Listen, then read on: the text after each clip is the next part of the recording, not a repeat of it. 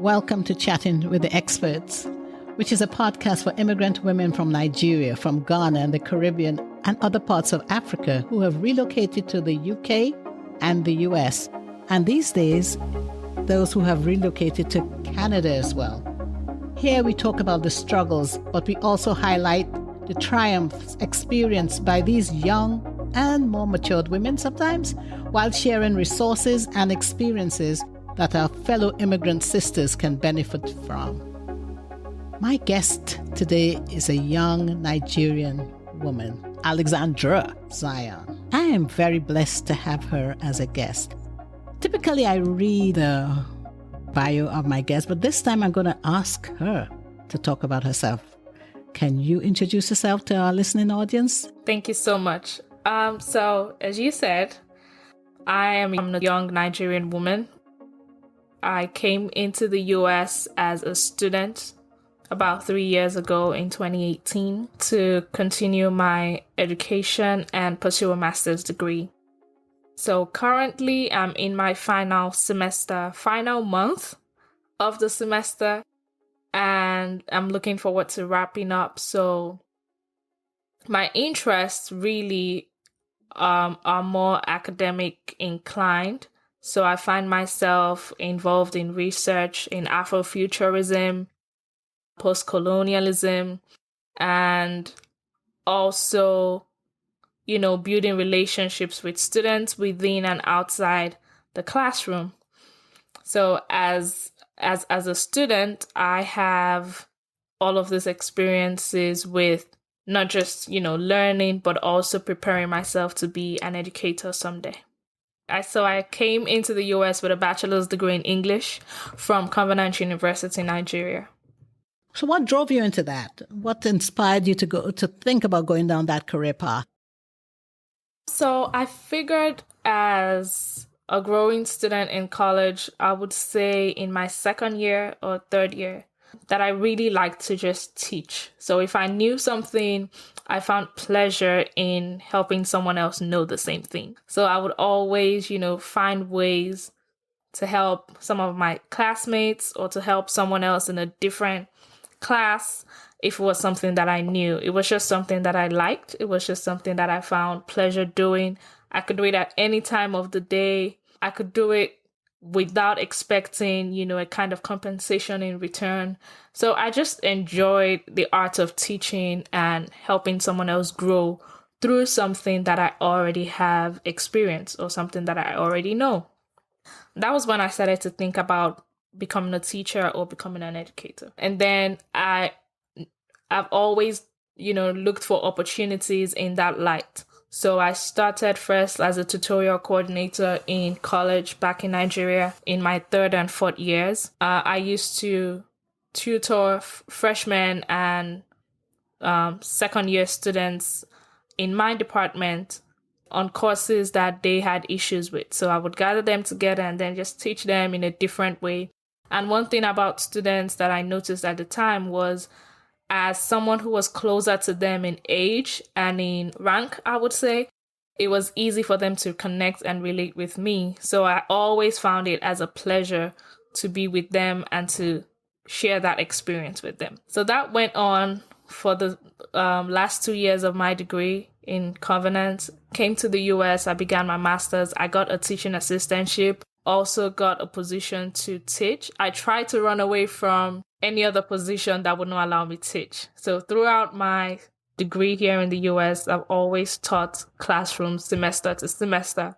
And I would do that, teach English composition, advanced grammar, writing, anything I know I can teach, I volunteer myself to teach. And so I did that over and again, built relationships with students within the classroom and outside of the classroom.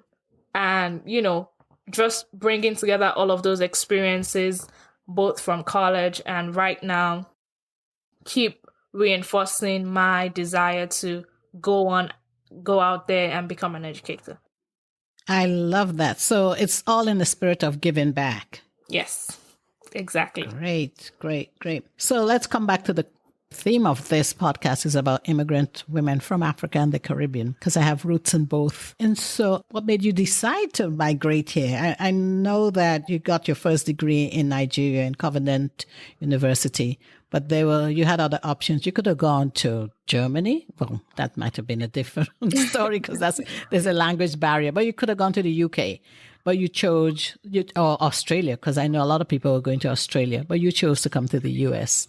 Any particular reason on why? Before I get into the reason, I remember now one of the questions I had from a few people when I was coming to the US for my master's.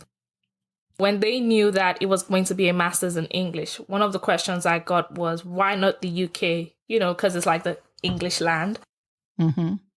And I did check out courses in the UK. I did check out programs. I did check out, schools in as many places as I could.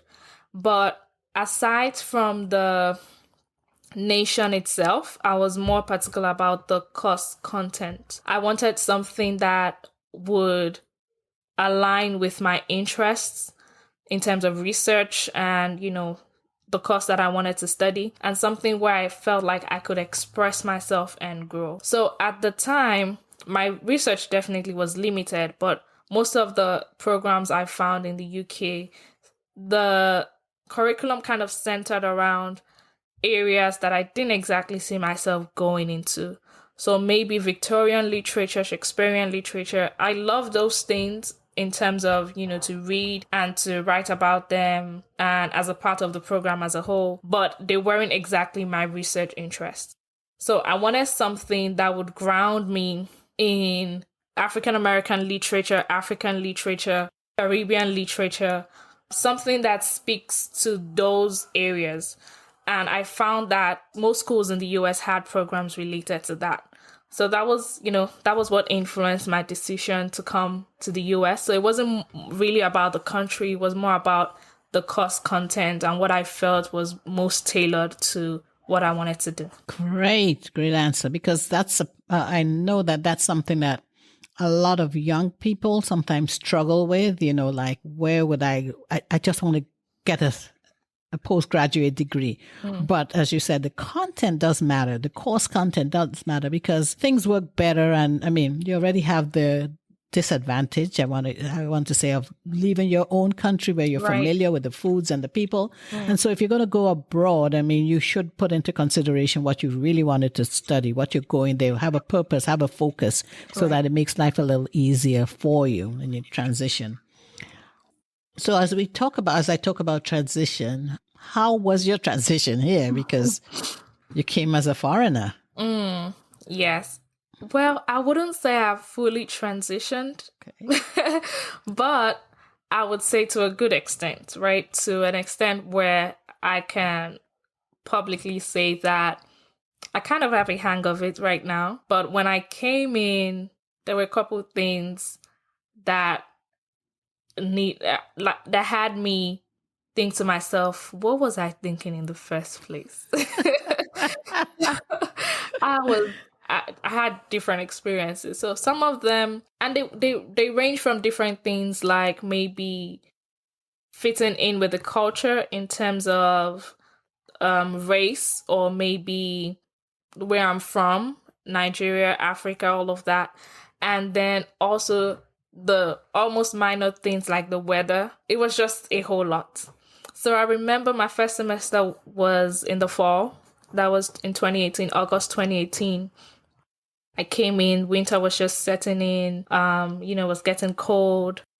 As a student, I came in, my first semester, I wasn't driving. I was just trying to, settle down or take the train and do all of that. And I remember breaking down one time at the train station, because that particular day, I'm trying to remember what exactly happened. I think my classes used to end by 7:30 p.m. So it was 5 to 7:30 for graduate classes, because they tried to consider those who were working 9 to 5 jobs and needed to be in school.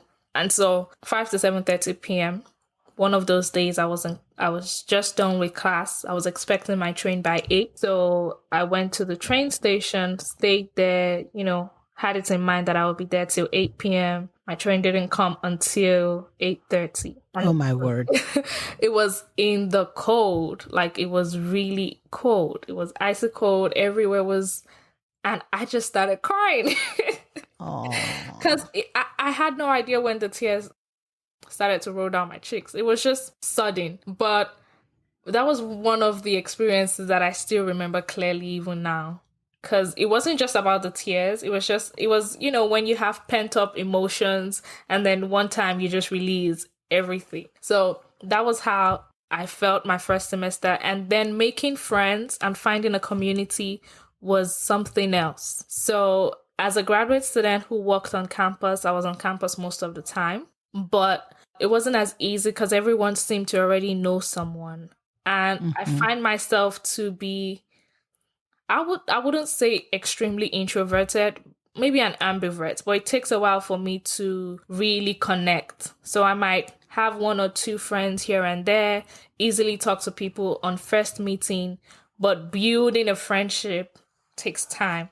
So most of the time on campus, I'll find out that after work hours, while waiting for my classes, sometimes I had 3-4 hours of idle time. It wasn't every time during those 3 to 4 hours that I felt like studying.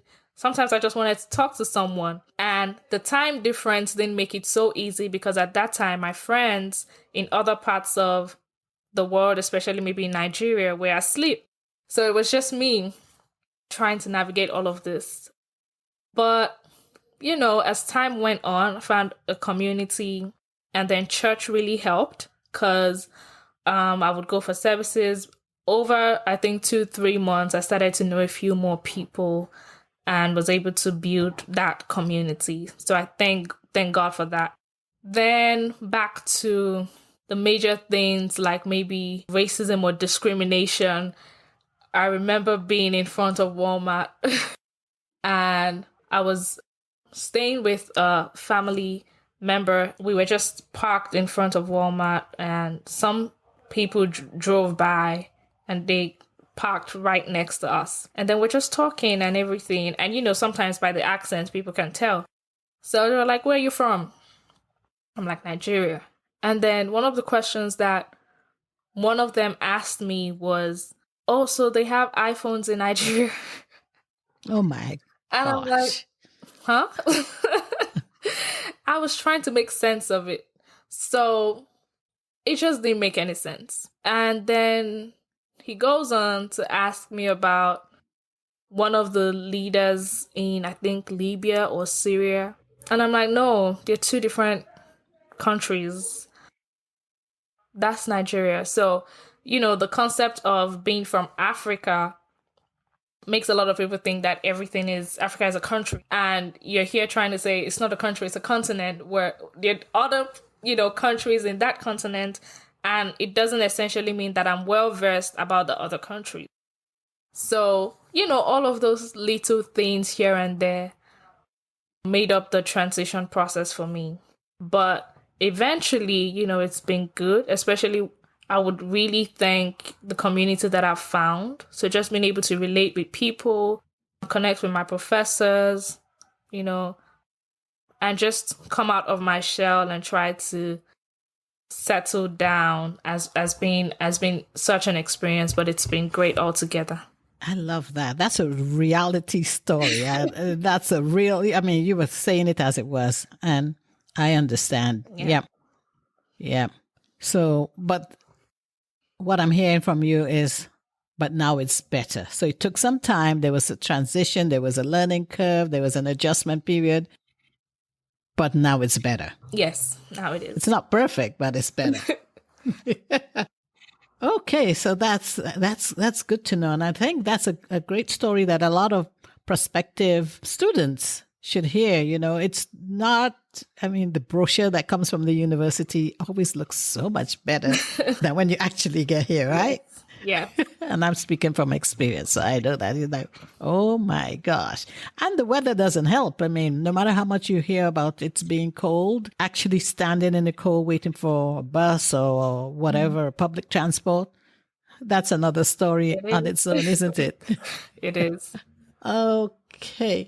So we've spoken about what made you decide to come here, your experience while here. We've spoken about what you're doing right now, your research, and how much you're enjoying it and you want to give back. And also talked about you're at the tail end of graduating. Yes. That's really good. I'm going to ask you a question, that I ask quite a lot, well, not everybody, but quite a lot of my guests, which is, as we hear all of that, we start from the beginning. You had a degree, you decided you wanted to study, you looked at other countries, other places, and then you realized that, okay, the US had what you wanted in terms of the course content. You came here, you had your adjustment problems or transitional challenges, and now you're at the tail end. And you have come, as you've done your research, you realize you're doing what you love. Would you consider yourself a success, Alex? Yes. And that's a big yes.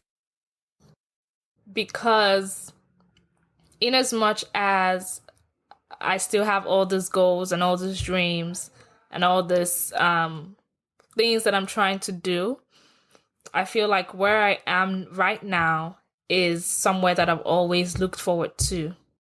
That is being at the tail end of my degree, having grown through the process the past few years, learning, unlearning, relearning certain things, putting myself out there, everything I would say are, things that I used to look forward to. Of how do I grow? How do I, be a scholar? Find myself in a classroom teaching students. For example, I think in my fourth semester, so yes, or the fifth one, I was privileged by my department to take a class all by myself. So according to them, I had displayed some level of professionalism and experience, and they felt like I could lead a class all by myself. So under my teaching assistantship, they gave me that opportunity. And I had about 15 students in class.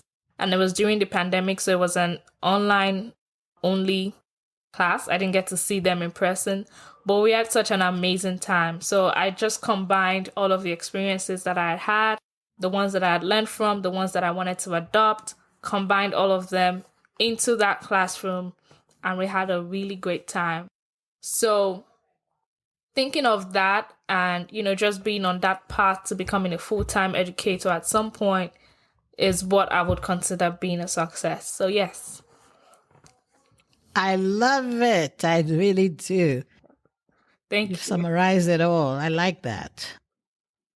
Are there any questions that I haven't asked you that you're thinking to yourself, I wish you would just ask me this because I have such an answer that I want to share with the world? Well, I think just the concept of being an immigrant. So I would say right now I'm still, an international student. I haven't fully decided, I can't fully call myself like an immigrant because I'm still an international student.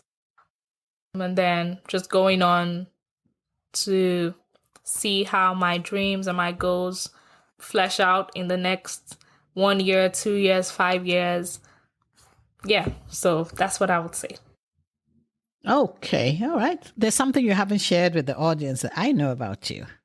This is a podcast, and you are my guest on this podcast. So hint, hint, is there something else that you haven't said yet? The podcast? Yes. Okay. That's how I discovered you, through your podcast. Yes. Okay, so I do have a poetry podcast. So I've been writing poetry for a while, I think since secondary school, which is what they call a high school here. Been writing poetry, sharing it also on my personal blog. So I have a personal blog where I just share non-academic stuff. That was where I started the idea of, okay, maybe have a podcast where I just share my poems. And so it's called Poem O'Clock, which means time for poetry, time for poems. So Poem O'Clock with Alexandra Zion. Yes. And my blog is alexandrazion.com. It's been on for 5 years now. So I started it in my 3rd year in college. I just wanted a space where I could share something right when I felt like And because I always have these ideas all over the place. And sometimes I read a book because I like to read. So I read a book and I see something and I'm like, no, someone else has to hear this. So still that, idea of being an educator and wanting to teach, also being a writer or having writing like as a hobby and stuff, I decided to have a blog where I could share all of those thoughts and I share all kinds of things on my blog, from travel experiences sometimes to something I read to a biography to different things. And then my poetry also, which is now translated into like a podcast so people can listen, just enjoy. Yep. So we are seeing all sides of Alexandra. I keep calling you Alex. Do you mind me calling you Alex? Oh yeah, Alex is fine. Alex. Okay. So we've seen the academic side and now we're seeing the non-academic side. Awesome. So you've said, you touched briefly on the fact that you can be found, you have a website because you write a blog. Are there any other social media places that you can be found? Instagram would be ideal, and LinkedIn. So if you're trying to see the less academic side, Instagram is great. And my Instagram handle is Alexandra Zion. So AlexandraZion. My LinkedIn, well, I think we're going to share the link so that there's a direct link. But my LinkedIn has my full name because Zion is like a nickname kind of thing. So my LinkedIn has my first and last name. And yeah, that's where I would share more professional academic stuff. Gotcha. Thank you so much, Alex. I have really enjoyed talking with you. What our listeners don't know is that we had a bit of a struggle trying to get this together in terms of even scheduling. And then when we finally did get the schedule together, technology failed us, which is what I say to people. Technology will always fail you. But there was a workaround, and so that's why we're here today. So this was meant to be. Yes. Thank you again. Thank you, Alex, for coming on to Chatting with the Experts. You've been an amazing guest. I've enjoyed learning about you. Learning about your highlights, your challenges, the things that, inspire you, your academic side and your non-academic side. They all make you who you are. Who knows? Maybe you may, I know you have a podcast and that's how I discovered you. I was going to say, maybe you may transition into doing something like I do, speaking to fellow podcasters or fellow poets. Who knows? Or you may just stay as you are because your poems have inspired me. Thank you. Thank you so much. And thank you also for having me. Absolutely. So for my listeners, if you have enjoyed Alex or Alexandra Zion, please head over to Apple Podcasts, Google Podcasts, Spotify, or anywhere else you listen to podcasts and click subscribe. If you are an immigrant woman from Nigeria or Ghana in particular, or Africa, or the Caribbean, and have found these stories interesting, please let us know in your reviews. And if you would like to be a guest on my show, Chatting with the Experts, please head over to www.chattingwiththeexperts.com/contact us and let's chat.